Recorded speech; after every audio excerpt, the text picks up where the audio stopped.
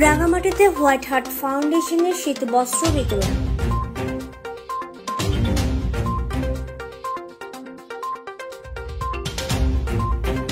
জেলার অন্যতম মানব কল্যাণ ও সেবামূলক প্রতিষ্ঠান বাংলাদেশ হোয়াইট হার্ট ফাউন্ডেশনের পক্ষ থেকে অসহায় মানুষের মুখে হাসি ফোটাতে শীতবস্ত্র বিতরণ করা হয়েছে। শুক্রবার বিকেল 4টায় বনরূপার একটি কোচিং সেন্টারের হল রুমে আয়োজিত অনুষ্ঠানে প্রধান অতিথি ছিলেন শহীদ আব্দুল আলী একাডেমির পরিচালনা কমিটির সদস্য জসিম উদ্দিন, ফাউন্ডেশনের সভাপতি আকবর হোসেনের সভাপতিত্ব ও সাধারণ সম্পাদক শাহাদাত হোসেন শিকদারের সঞ্চালনায় বিশেষ অতিথি ছিলেন হিলফুল ফুজুল যুব সংগঠনের উপদেষ্টা কামাল হোসেন।